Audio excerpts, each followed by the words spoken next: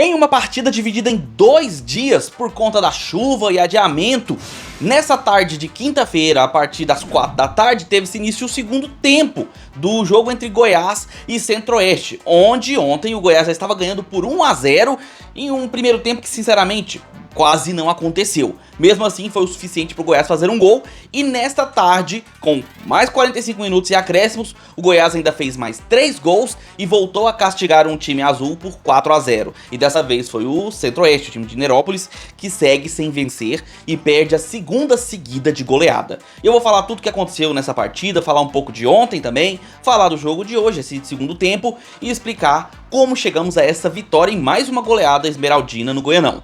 Tudo isso depois da vinheta.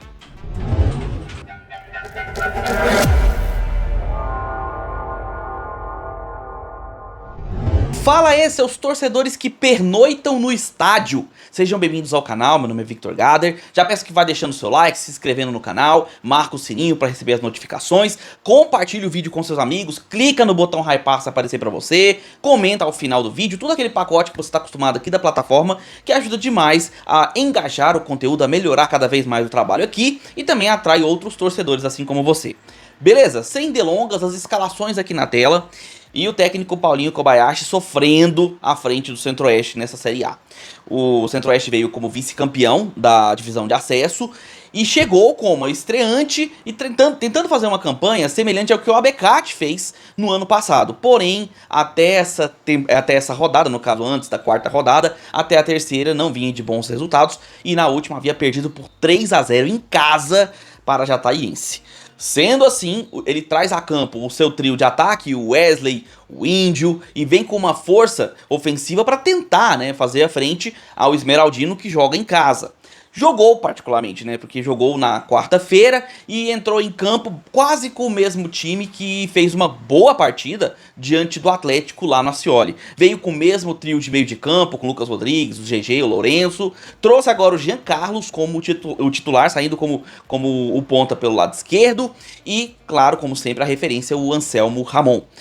O Daniel Paulista, nesse jogo, ele queria mostrar aquilo que ele já vinha mostrando, já nos seus trabalhos dos 2 primeiros jogos, e que mostrou muito bem diante do Atlético. Um time que consegue lutar durante os 90 minutos e mostra determinação em um jogo complicado. O ano passado, o torcedor do Goiás ficou muito mordido, muito chateado por todos os acontecimentos do segundo turno da Série B, principalmente porque via no time uma falta de garra, de brio. Faltava realmente o desejo de vestir a camisa do Goiás e defender as cores. Tanto é que o não acesso se deve muito ao baixíssimo rendimento dos jogadores naquelas partidas. Então, em 2026, a ideia era virar essa chave e mostrar um time aguerrido, um time que buscaria jogar e enfrentar situações elas que fossem para trazer a vitória para o Goiás. Só que ninguém esperava que a situação em questão que o Goiás fosse enfrentar seria um temporal de alagar o estádio.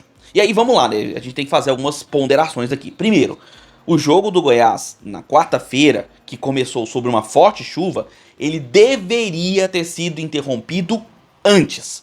Foram 45 minutos de não futebol. A bola não rolava, não tinha futebol. Os jogadores estavam tabelando com as poças d'água na serrinha. E não é culpa da drenagem, tá? Eu sei que tem muita gente que criticou a drenagem do Ascioli, às vezes criticou a do Oba, agora criticará também a drenagem da serrinha. Mas não, galera, foi uma chuva muito forte, muito longa, contínua e assim, pesada. De tal forma que não tem drenagem que resolva, tá? O campo estava impraticável. Mesmo desta forma, os jogadores se esforçaram para tentar fazer um bom espetáculo, ou pelo menos o que era possível, para os torcedores, aqueles guerreiros que foram à serrinha assistir o jogo debaixo de chuva. E aí o que aconteceu? Nesse primeiro tempo, o máximo que a gente teve foi o Centro-Oeste tabelando com as poças e até criando uma ou outra chegadinha ali. E o Goiás fazendo um golaço com o Diego Caetto em uma bela de uma jogada possível, a possibilidade de uma boa jogada ali, próximo da área, aos trancos e barrancos, ele conseguiu finalizar de fora. O goleiro Murilo até tocou na bola, mas não conseguiu empurrar pra fora, acabou entrando. E o Goiás fez 1 a 0 e arrastou o jogo junto com o Centro-Oeste até o final dos primeiros 45 minutos, que olha, foi sofrível, não só para os torcedores, para os espectadores, mas para os jogadores. O risco de lesão era muito grande, a situação não permitia que os jogadores conseguissem ter domínio da bola. Resultado, o jogo acabou sendo adiado para a tarde desta quinta-feira. E foi iniciado o segundo tempo às 4 da tarde. Começou, obviamente, já com o Goiás vencendo por 1-0. E aí, quando a gente vem para esse jogo na quinta, esse segundo tempo, o que aconteceu foi o Goiás voltando pro jogo e o Centro-Oeste cumprindo o compromisso. Porque assim que começou a partida, nessa tarde de quinta-feira, ficou claro que o Goiás ainda tinha fôlego, tinha ânimo, e o Centro-Oeste parecia bastante desgastado. Assim, uma situação complicada. Não sei se foi por conta de transporte após o jogo e agora tendo que fazer novo transporte para cá, para Goiânia. Não sei se eles ficaram próximos da Serrinha hospedados. Não sei como é que foi a preparação para essa tarde, mas parecia que havia uma dificuldade física ali mesmo, tá? Não só técnica, porque obviamente o Goiás tem mais qualidade técnica, mas parecia que o Centro-Oeste estava numa rotação bem baixa. E logo no começo do jogo, aproveitando essa rotação baixa do adversário, o Goiás com o Nicolas conseguiu um cruzamento pelo lado esquerdo após avançar até a linha de fundo e o Anselmo Ramon cabeceou para fazer o 2-0 com 8 minutos do segundo tempo, 8 minutos desse jogo de quinta-feira. E feito isso, o Centro-Oeste até chegou uma vez, teve uma chegada pelo lado esquerdo, numa finalização que o Tadeu fez uma boa defesa. A bola foi mais em cima dele, mas obviamente intervenção do Tadeu. Pouco depois do segundo gol, após a chegada do Centro-Oeste, após a chegada perigosa, numa jogada muito parecida, inclusive, com o lance que aconteceu lá no jogo entre Jataiense e Atlético Goianiense, uma falta pelo lado esquerdo, que o juiz deu amarelo, porém o VAR chamou e foi para vermelho. Só que as situações foram diferentes. No caso do jogo do Atlético, o juiz voltou atrás e entregou o vermelho pela gravidade da falta, porque foi uma falta mais dura, uma solada na barriga, o jogador atlético foi expulso. No caso do Centro-Oeste, o juiz foi ao VAR e verificou o lance e viu que não era só uma tentativa de chegada a gol, era uma chance clara e manifesta. O jogador do Centro-Oeste, do Goiás, aliás, chegava livre em direção ao gol para entrar na área e acabou sofrendo a falta. Como ele era o último homem, pela regra, essa falta é temerária e é para cartão vermelho. E aí o juiz foi e mostrou o cartão corretamente. O jogador do Centro-Oeste acabou sendo expulso. E aí sim, depois dessa expulsão, não houve mais forças para o time de Nerópolis. Goiás dominou, fez o terceiro gol e um cruzamento do Lourenço. Um belo de um cruzamento que encontrou 3 jogadores do Goiás livres de marcação no meio da área. Um deles cabeceou, no caso foi o Luizão. Fez mais um gol, né? Inclusive mostrando um bom faro de gol aí, o Luizão, para a bola aérea. Inclusive um zagueiro gigantesco, né? Ajuda bastante sua estatura. Fez o 3-0. E aí, não demorou muito, em uma saída de bola muito ruim do goleiro Murilo, infelizmente ele acaba cometendo um erro muito grave, o Anselmo Ramon consegue receber a bola após a saída do goleiro, e ele ainda fora do gol, o Anselmo Ramon apenas fez um toque de qualidade, um belíssimo gol, encobrindo o goleiro Murilo e fazendo 4-0. E olha, ficou barato, né, 4-0. O Centro-Oeste ainda teve uma chegada, mesmo com a menos, teve uma chegada perigosa e o Tadeu interviu, fez uma bela defesa, mas depois só Goiás até o final do jogo. Muitas chances que o Goiás criou. Pelo menos umas 3 claríssimas o Goiás criou para, quem sabe, fazer o 5º gol. Mas ficou isso mesmo, ficou no 4-0. O juizão terminou com poucos minutos de acréscimo. O Goiás vence mais uma partida de goleada e mais uma vez em cima de um time azul. O primeiro foi o Goiatuba, que tomou 4-0 também. Dessa vez foi o Centro-Oeste. O Goiás dá um saltinho ali na tabela, né? Sobe um pouco mais. Mantém a invencibilidade. O Goiás ainda não perdeu no Goianão.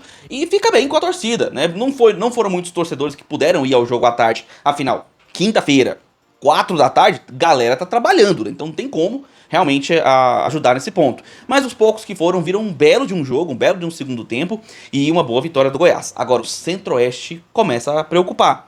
Já é a segunda derrota seguida por mais de 3 gols de diferença. No caso, primeiro foi 3-0 para Jataiense, agora 4-0.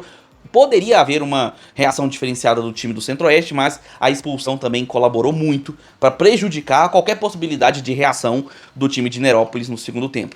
E aí fica uma situação complicada. O Centro-Oeste fica na parte inferior da tabela, ali brigando contra rebaixamento. É a primeira participação dele, é natural que a pretensão seja manutenção do time na elite do futebol goiano, mas começa a ficar complicado. Afinal de contas, temos que lembrar que o campeonato goiano é um tiro muito curto. Se não reagir logo, vai dificultar muito escapar dessa situação.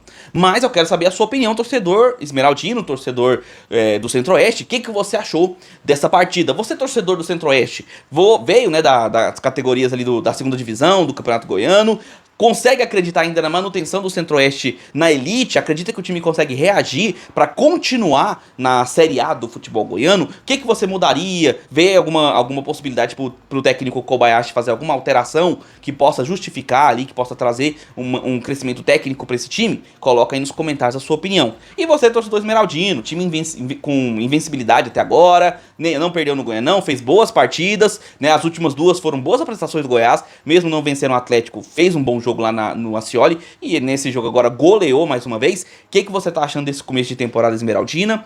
Viu alguma coisa, mesmo com essa vitória, viu alguma coisa a ser melhorada, alguma coisa que você mudaria? Tá gostando do trabalho do Daniel Paulista? Deixa aí nos comentários também a sua opinião, a sua análise sobre o jogo. Afinal de contas, a análise continua com o seu comentário aqui embaixo, beleza?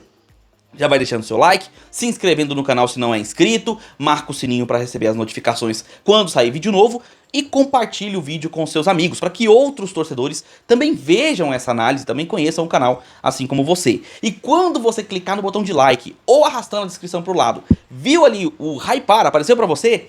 Clica nesse botão, é um segundinho, menos de um segundo, você clicou, não custa nada e ajuda demais aqui o trabalho, trazendo mais engajamento e fortalecendo o canal. E claro, se você quiser contribuir para que esse canal continue funcionando, para que nós possamos trazer cada vez mais qualidade para você, se torne membro do canal, entre para o Gader Futebol Clube, assinando o canal por a partir de apenas R$ 1,99, você ainda ganha uma série de benefícios. Você entra no grupo do WhatsApp, o Gader Futebol Clube, lá você tem notícias 24 horas por dia, você tem tabela de jogos e tabela de esportes, para saber onde assistir seu time do coração, o horário, o streaming que vai passar, o canal, tudo você vê por lá. Além disso, o Mercadão da Bola tá rolando e você vai receber notícias diariamente, ali sobre quem tá comprando quem, jogador que tá se mudando para outro time, tudo mais. Sempre estamos lá mandando as notícias para vocês do mercado. Também temos conteúdos exclusivos, conteúdos antecipados, figurinhas, memes, piadas, aquilo que você está acostumado em um grupo de futebol, mas no âmbito esportivo. Afinal, é um grupo para você se informar e também se divertir, tudo isso a partir de apenas R$ 1,99. Beleza? Vou ficando por aqui, nós nos vemos nos próximos vídeos. Um abraço de torcedor para todos vocês.